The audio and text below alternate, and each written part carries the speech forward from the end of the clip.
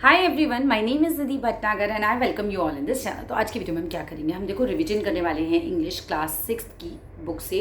Poem है हमारी vocation और ये पोएम मैंने ऑलरेडी अपलोड कर रखी है। अब हम कर रहे हैं फेस टू फेस वाला रिवीजन, तो चलो जल्दी से रिवीजन इसका कर लेते हैं।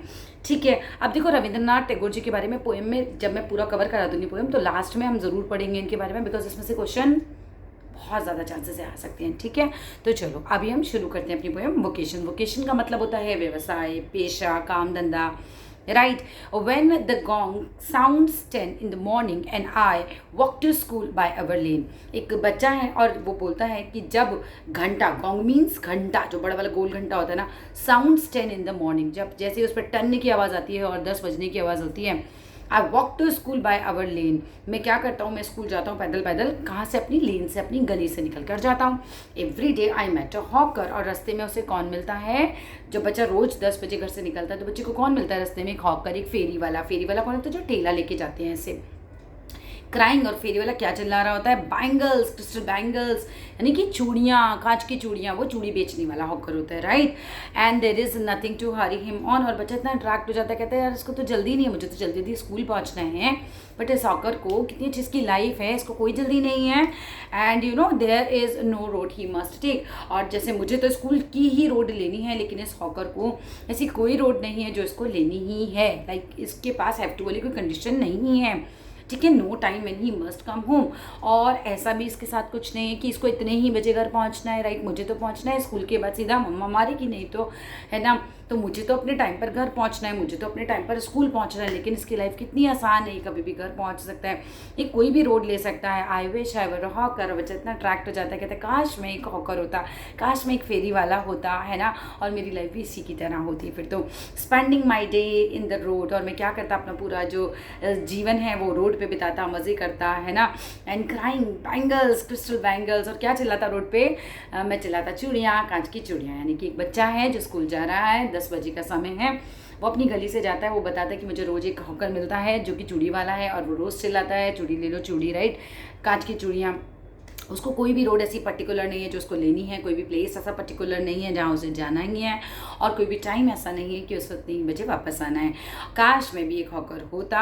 I wish I were, wish के साथ आई के साथ वर आता है। लाइक अगर आप इच्छा करें तो आई के साथ वर आता है, और मैं अपना डे जो है पूरा रोड पे बिताता, यही चिल्लाता हुआ। क्या चिल्लाता हुआ? Bangles, crystal bangles. अब नेक्स्ट पैराग्राफ पे आते हैं।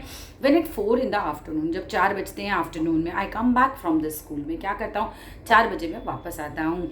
आई can see through the gate of that house, एक रास्ते में घर पड़ता है और उसका ये जो गेट है, दरवाज़ा है, मैं उससे देखता हूँ जब दरवाजे के अंदर, तो क्या है वहाँ मुझे कौन दिखता है? The gardener digging the ground, एक मुझे माली दिखाई देता है, और वो क्या कर रहा है? वो गार्डनर जो है वो ग्राउंड को खोद रहा होता है।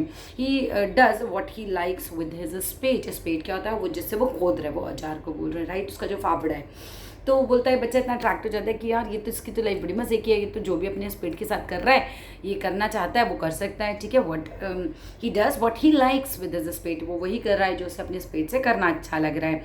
He soils his cloth with dust, उसने क्या कर लिया? अपने कपड़ों को पूरा मिट्टी में कर लिया, गंदा कर लिया, है ना, उसके पूरे कपड़ों पे मिट्टी लग रही है। But nobody takes him to task, है ना, लेकिन उसको कोई भी क्या है, कोई भी उसको टास्क नहीं है, मतलब उसको कोई भी स्कोल्ड, उसको डांटने वाला नहीं है। जैसे मैं अगर अपने कपड़े गंदे कर लूँ तो मेरी तो मम्मी बहुत डांटने वाली है, लेकिन देखो इसकी लाइफ तो कितनी मज़े की है गार्डनर की, है ना। मिट्टी भी खेलना सारे छोटे बच्चों को अच्छा लगता है। राइट, तो बोल रहे हैं कि यार ये तो पूरे कपड़े गंदे कर रहा है, इसको तो फिर भी कोई डांटने वाला नहीं है। गेट्स बेक्ड इन द सन और गेट्स वेट, इसको तब भी कोई नहीं डांटने वाला। अगर ये पूरा सूरज की धूप में पूरा अपने आप को काला कर ले, बेक कर ले बिल्कुल, है ना, तब भी इसको कोई नहीं डांटेगा। या फिर ये पूरा गीला हो जाए तो भी इसको कोई नहीं डांटेगा। I wish I were a gardener.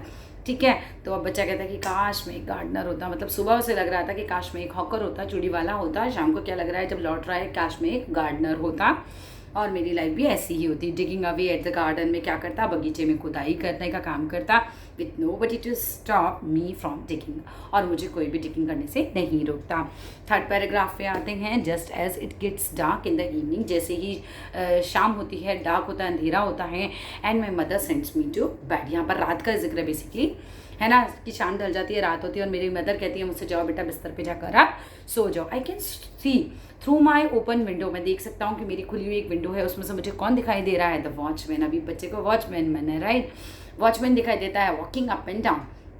वो क्या कर रहा है, वो ऊपर जा रहा है, नीचे जा रहा है रोड पे, ऐसे कहाँ जा रहा है, the lane is dark and lonely. वो जिस रोड पे वो चल रहा है, ऊपर नीचे कर रहा है, थोड़ी इस तरह की रोड होगी ना कि वो थोड़ा चढ़ाई चढ़ेगा, फिर वो नीचे आएगा, फिर चढ़ेगा, फिर वो नीचे आएगा, निगरानी रख रहा है, वॉचमैन है ना।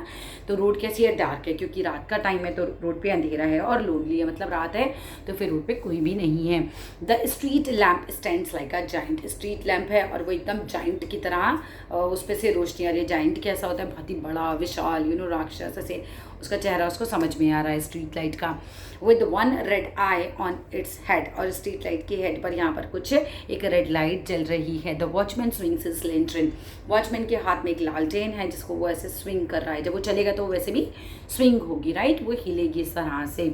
And walks with his shadow at his side. और जब वो वॉक कर रहा है, पीछे से मूनलाइट पड़ती है तो आपकी शेडो बनती है, तो जो उसकी शेडो बन रही है उसके साइड साइड में वो वॉक करके जा रहा है, ठीक है। And never once goes to bed in his life. And बच्चा बड़ा अट्रैक्टेड है कि अरे वाह, इसको तो सोना भी नहीं पड़ेगा, इसकी तो मम्मी भी नहीं बोलेगी इसको सोने के लिए, राइट। उसको अपने जीवन में कभी भी बेड पर जाकर रात को नहीं सोना है, क्योंकि बच्चों को रात को बेड पर जाकर सोना अच्छा नहीं लगता, उनको मज़ा आता है जागने में, राइट।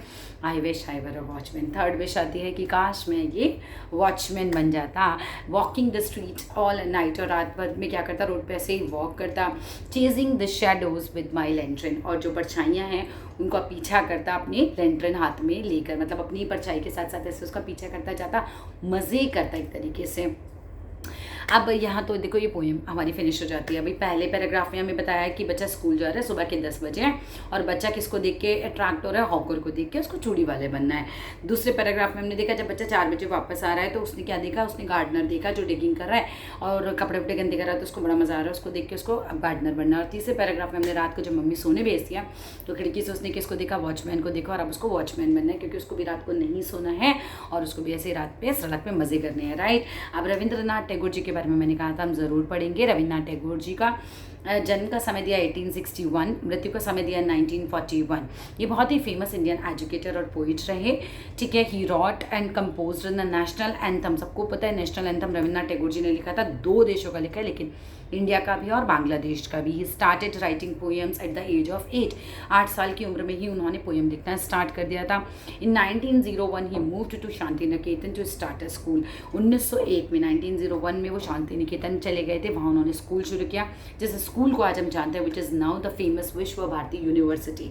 विश्व भारती यूनिवर्सिटी वो बन गया है school. He was awarded the Nobel prize for literature. Literature लिखने के लिए उन्हें बहुत अच्छा नोबेल प्राइज़ भी मिला था। और किस लिए मिला था, लिटरेचर के लिए, for S collection of poems, ठीक है। उन्होंने बहुत सारी पोएम्स लिखी थी। गीतांजलि उन्होंने लिखा था 1913 में, which is very important to learn. Collection of poems था Gitanjali. And that's all in this video. Short revision था, डिटेल्ड वीडियो आप देख सकते हैं। अगर वीडियो अच्छी लगी तो लाइक करना, शेयर करना, चैनल को सब्सक्राइब करना, जितना हो सकता है अपने दोस्तों की मदद करना, वीडियो को शेयर करना, तो फिर वो भी समझ जाएंगे। Thank you, bye bye.